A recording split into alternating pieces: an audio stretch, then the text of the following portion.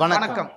2026 ஜூலை 23ஆம் நாளன்று ஆதித்யா டிவியில் ஒளிபரப்பப்பட்ட digital diary நிகழ்ச்சிக்கான முன்னோட்ட காணொலியில் ப்ரோமோவில் தோன்றிய 4 பங்கேற்பாளர்கள் நாங்கள். அந்த காணொலியில் சுதந்திர போராட்ட வீரர், செக்கெழுத்த செம்மல், கப்பலோட்டிய தமிழன் திரு வ.உ. சிதம்பரம் பிள்ளை அவர்களை பற்றிய கருத்துக்களை நாங்கள் தெரிவித்தோம். அந்த கருத்துக்கள் பொருத்தமற்றவையாக இருந்தன. அவை வரலாற்று உணர்வுகளை மதிக்காதவையாக இருந்தன. மேலும் அவருக்கும் சுதந்திர போராட்ட வீரரின் தியாகங்களுக்கு செலுத்தப்பட வேண்டிய மரியாதைக்கும் முரணானவையாக இருந்தன. அதற்காக நாங்கள் 4 பேரும் மன்னிப்பு கேட்டுக்கொள்கிறோம். வணக்கம்.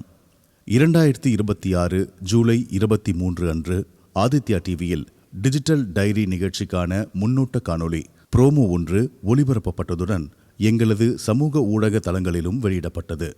அந்த காணொளியில் சுதந்திர போராட்ட வீரர், செக்கெழுத்த செம்மல், கப்பலோட்டிய தமிழன் திரு வ.உ. சிதம்பரம் பிள்ளை அவர்களை பற்றிய கருத்துகள் இடம்பெற்றிருந்தன. அந்த கருத்துகள் பொருத்தமற்றவையாக இருந்தன. அவை வரலாற்று உணர்வுகளை மதிக்காதவையாக இருந்தன. மேலும் அவருக்கும் சுதந்திர போராட்ட வீரரின் தியாகங்களுக்கு செலுத்தப்பட வேண்டிய மரியாதைக்கும் முரணானவையாக இருந்தன. அதற்காக ஆதித்யா டிவி மன்னிப்பு கேட்டுக்கொள்கிறது. அந்த முன்னோட்ட காணொலி ப்ரோமோ திரும்ப பெறப்பட்டது. அந்த நிகழ்ச்சியும் ஒருபோதும் ஒளிபரப்பப்படவில்லை. அவை இரண்டுமே இனி எந்த தளத்திலும் ஒளிபரப்பப்படவோ பதிவேற்றப்படவோ அல்லது மீண்டும் பயன்படுத்தப்படவோ மாட்டாது.